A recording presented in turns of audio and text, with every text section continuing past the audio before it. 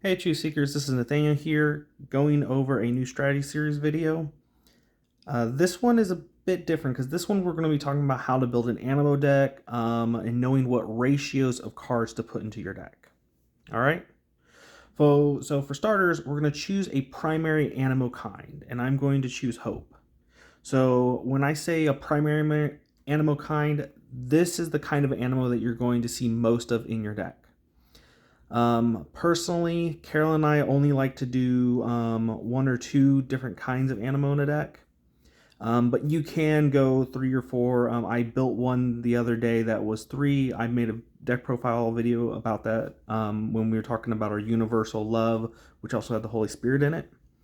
But right now we're going to focus on keeping this simple with just two different kinds of Animo in the deck. So we're going to have our primary kind, which is going to be Hope. And we are going to make our Truth Seeker the same kind of Animo as our primary kind.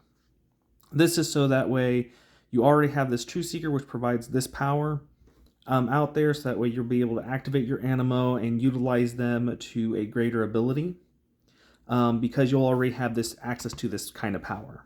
All right. We are going to choose Sadie for this because Sadie has a really good ability. It says once per turn you may search your deck for a level 1 Animo, excluding Ultra, and place it into your small group. All the Animo that are in our deck currently are all level 1s except for just two of them. So she's going to have great synergy with the deck. And that's going to bring us to choosing a secondary Animo kind. The second type of Animo that we are going to choose to go with is our power, or is our faith. So we're going to choose to use faith because there is a lot of synergy with faith and hope. They actually do have a contradiction where hope is trying to shuffle your power cards back and faith is trying to discard your power cards. So it's a very dangerous kind of combination. But this deck is going to show us just how we're able to utilize both of them together with great synergy to great effect. We also made a deck similar to this using these before. So this is going to be quite different.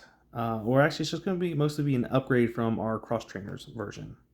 Now, because we have hope and we have faith, we're also going to choose to run prayer. Because prayer enables us to use both the faith and hope on this special power. Now, I'm also going to talk to you about how many. Typically in a deck, Carolyn and I like to use, we like to use anywhere from 6 power cards to 10 power cards. All right. And like in a link deck, we don't need to run as many power cards, so we're going to run less power cards. So we're going to run, like in a link deck, we're going to run like 5 or 6. And we like to run 6 because we like to have that extra power to play around with. And we like to run up to 10 power cards with something like Sadie, counting Sadie herself that produces the power. That way we're going to see more consistency with our power cards. Plus we're doing a lot of things with our power cards. We're discarding them, we're shuffling them back into our deck, and we just want to make sure that we have 3 faith to be able to discard for our Armorino level 3, so that way our Stagnetic's powered up, and these are going to help offset that as well. Now, in this version, you'll also see that love plays a part in this, and that's because love does something that hope and faith does not, and so you'll get to see that. So, you also want to run about this ratio of power cards, so that way you have a 14 to 15% chance of drawing them, which means every 6 cards that you draw, you should see a power card. All right. So with that one, we are going to move on to our primary Wincon.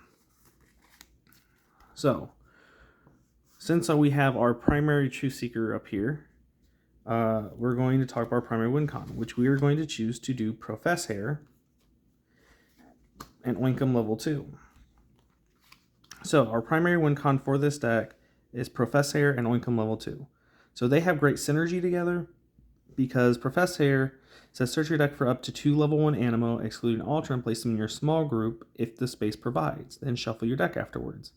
So he's our primary Wincon because he's going to give us 2 for 8, and he shuffles 2 hope cards back as his cost. Now, Oinkum, level 2, says, search your deck for 2 hope power cards and place them directly into your power pool, then shuffle your deck afterwards. So Oinkum level 2 has great synergy because where this one shuffles them back, Oinkum level 2 provides them for you. So essentially for 2 power cards, because you're going to shuffle 2 back and you're going to get 2 back, so you're only really spending 2 for this one. I guess technically 4, but 4 in total, but it's going to matter out to be 2. You're going to total 16 virtue points, and 16 is just over a quarter of the points that you need to win the game. All right. So this is our primary Wincon. Put this up here.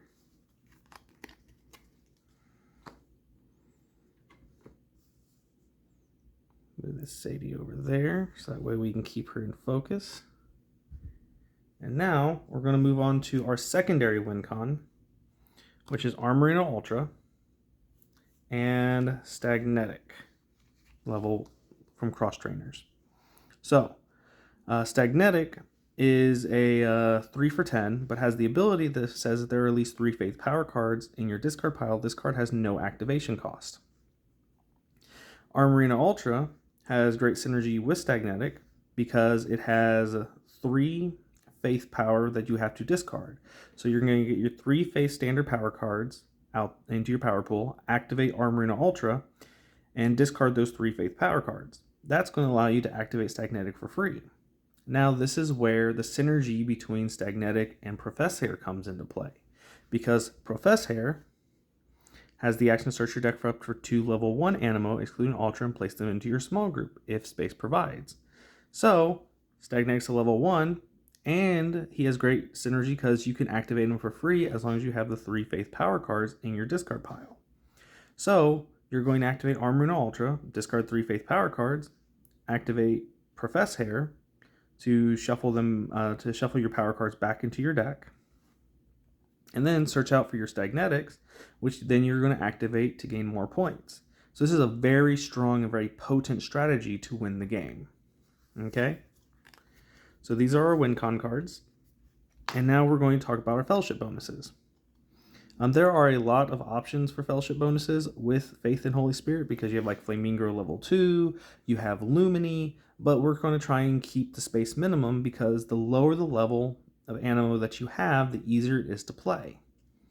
So for our Fellowship bonuses, for our primary kind, we're going to have Glimmer, which has the Fellowship bonus for a 1 for 5, and Sparcue, which has the Fellowship bonus for a 1 for 5 for Hope. So you have the Hope and the Faith.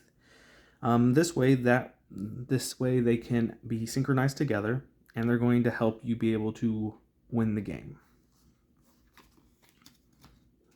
Okay. And then next up, we are going to have Schwimmer. So now we're going to move on to Utility Animo. So for our Hope, our utility is going to be Schwimmer and Aurora. And the reason for this is because Schwimmer has great synergy with Sadie, because Sadie can search out Schwimmer and put him into your small group, and he has an action that you can trigger because he only costs 1 hope, and Sadie provides 1 hope. So you use Sadie, go grab Schwimmer, use Schwimmer, activate Schwimmer to get his action. It says search your deck for 1 standard power card and place it directly in your power pool. This is really good because he doesn't specify that it has to be Hope like Wincon level 2 does. So I can use Schwimmer to grab my 3 face. That's why I have 3 Schwimmers in the deck. Hopefully I draw them. I don't have to use Sadie's ability to grab them every single time, but it's really helpful to be able to grab my standard power cards. Aurora has an ability that says if this card's in your small group, it provides 1 Hope power card during your score phase. This may not be used to act. This card may not be activated to use this ability. So the reason why Aurora is in here is because Aurora provides like a pseudo Hope power. All right, and this would actually mean that I could probably take out 1 of my Hope power cards and put in another Faith power card, so that way we can see more of my Faith. But Oinkum doesn't grab Aurora. However, Professor grabs Aurora. So you can actually activate Professor to shuffle back 2 Hope power cards or a prayer and a power card.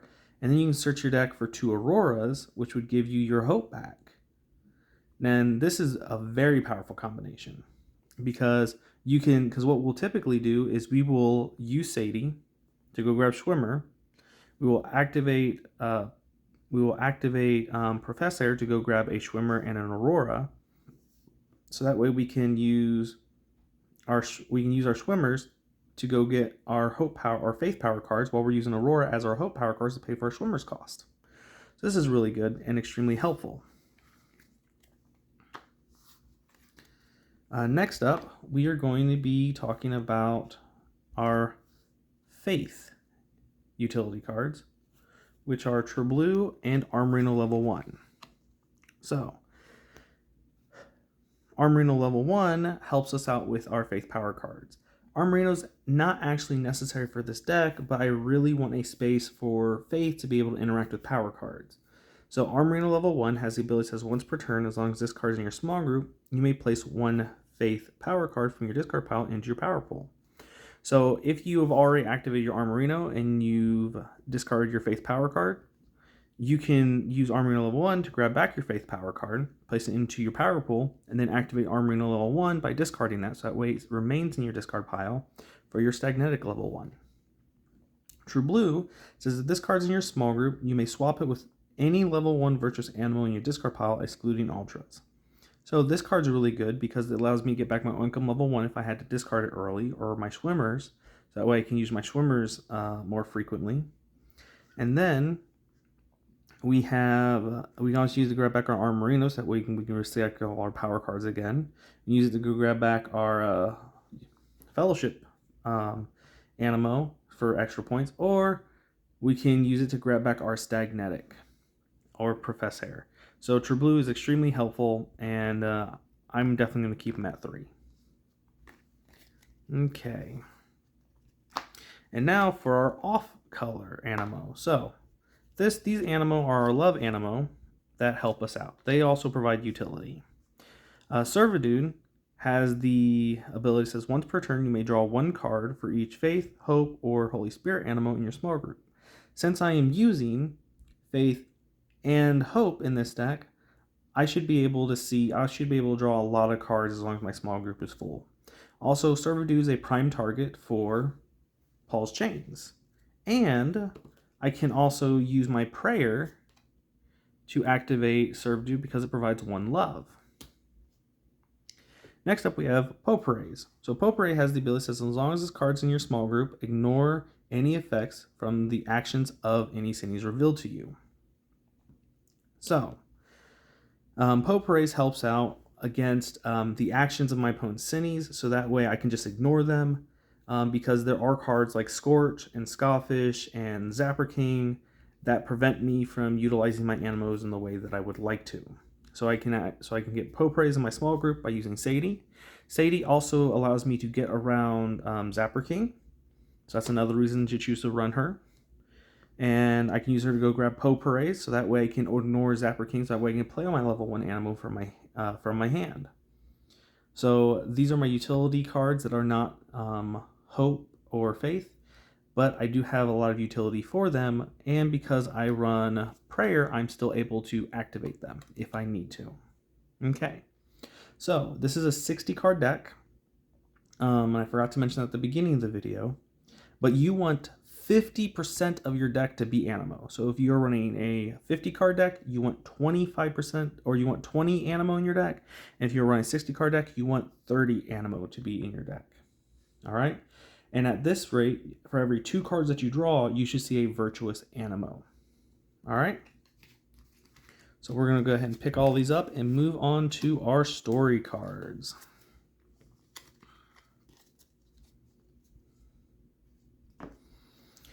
I like to start off with the draw cards first. And right now, since we have Red Letter Day has given us story cards that just draw cards. So the Rich Fool says draw the bottom 3 cards of your deck, and Fishing Net says draw 2 cards. But if this was the last card in your hand, you draw 4 cards instead. This is very helpful because you're able to draw cards and essentially kind of like take like a half a turn or almost like a full turn extra. All right. And drawing cards is really good just for generic value, because sometimes you don't need to see your Animo, which you can search for, but other times you just need to be able to draw them. Next up, we run Paul's Chains, one Snake Bit, and Peter's Vision. Now, if I was a madman and I wanted to utilize the greatest potential of this deck, I would run 3 Snake Bit. Okay? Snake Bit says, playing this card from your hand forfeits your scoring phase, or playing this card forfeits your scoring phase. Return your hand to your deck. You may select any 4 cards and shuffle them back in your deck and place them in your hand. Shuffle your deck immediately and your turn ends.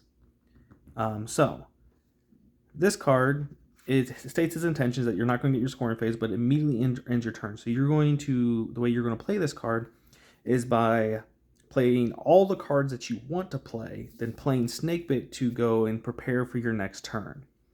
This is extremely powerful early game. I only have 1 in the deck because after I use it, if I use it later in the game, it feels bad because I'm sacrificing a vital turn that can be used to gaining points. Snakebit allows me to get all the cards that I need, so it gets me my Servitude, gets me my Paul's Chains, and then whatever else I'm lacking at that point in the game. And it's very important that this card is in the deck, but it's very important I only see this early game, otherwise I'm discarding it. Peter's Vision says, search your deck for any level 1 Animo and exchange it with an Animo and any cards attached equipment in your small group and shuffle it back in your deck. So basically, this card helps us free up the space in our small group by playing a card that we need. So if I have my Fellowship out there, or my Servitude or Potpourris, and I don't need them, I can use Peter's Vision, shuffle them back in my deck, and get a card that I do need. Paul's Chains is one of the most powerful cards searchers in the game. It says, the animal to whom this card is attached may not be activated, but may be discarded at any time during your setup phase. Once per turn, as long as this card is attached to an Animo in your small group, you may search your deck for up to 2 level 1 Animo and place them in your small group.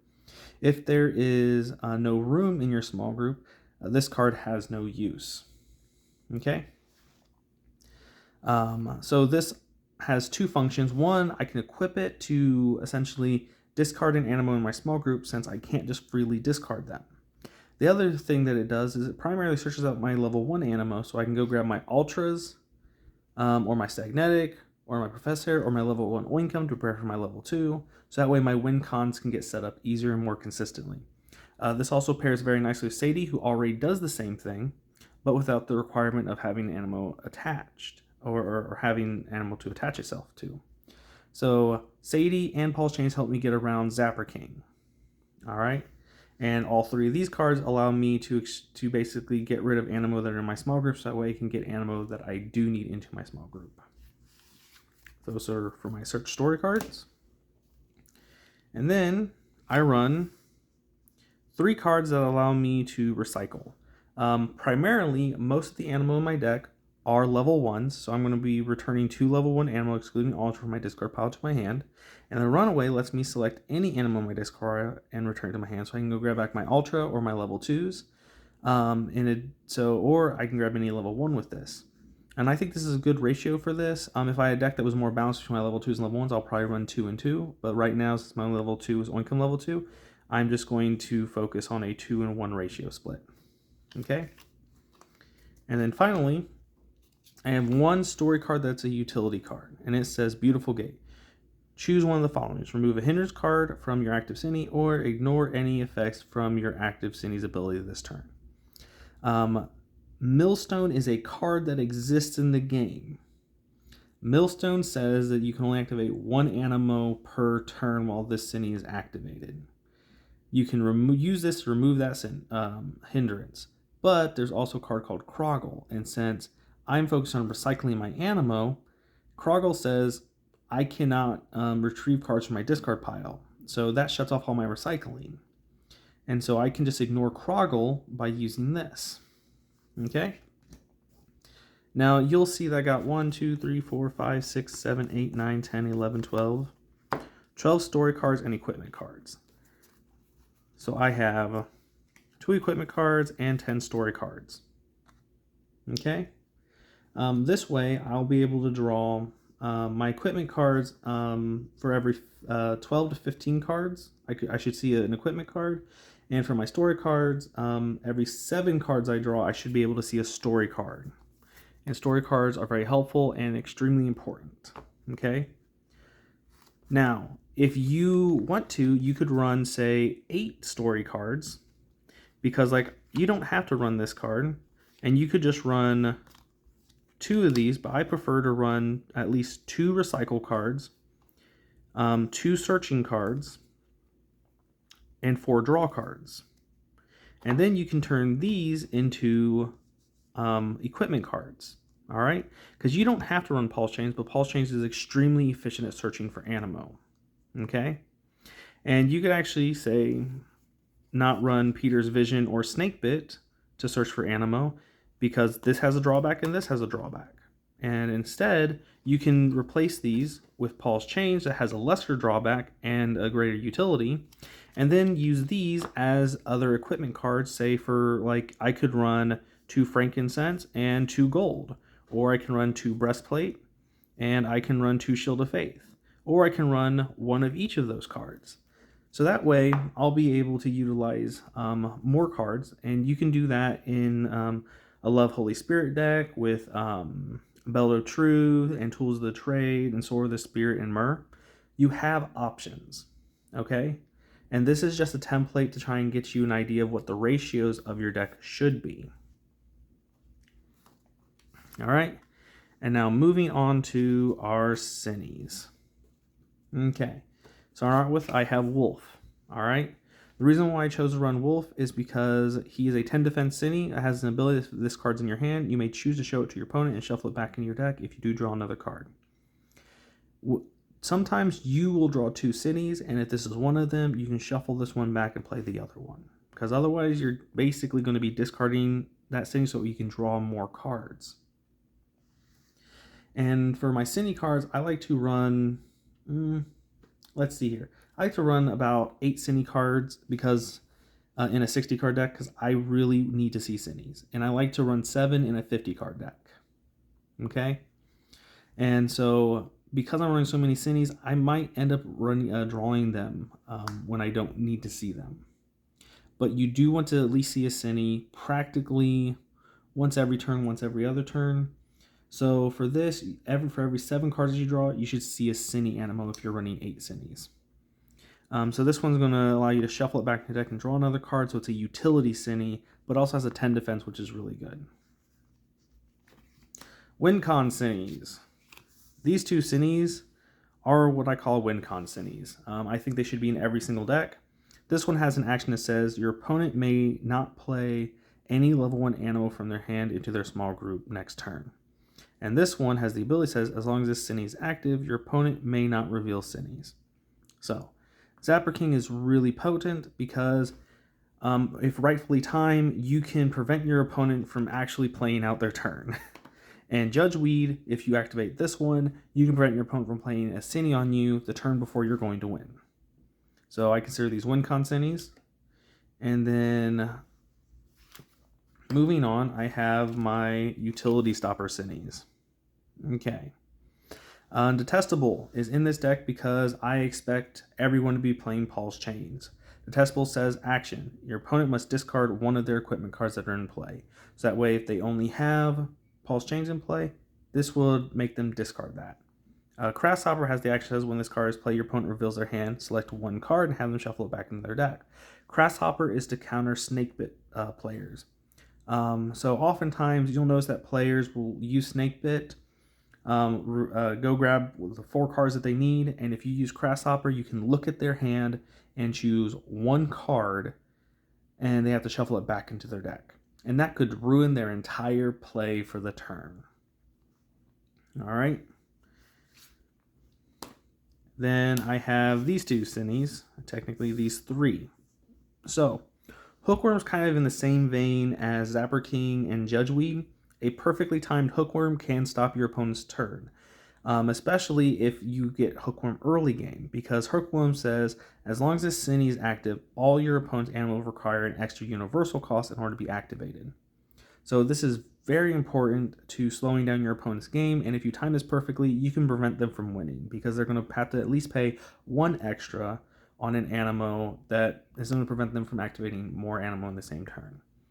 Flipper is an anti don't let your opponent win card. It is your opponent has 40 points or more. This Cine gets plus 10 defense by revealing this side, which makes it a 17. Getting Flipper early game feels bad, but that 17 late game is really helpful. Plus, its only weakness is Lumini level 3, and although Lumini is going to be popular with Faith decks, it's still a level 3 that they have to work their way up to. And then we have Plant Trap Mega, who's a 16 defense Cine.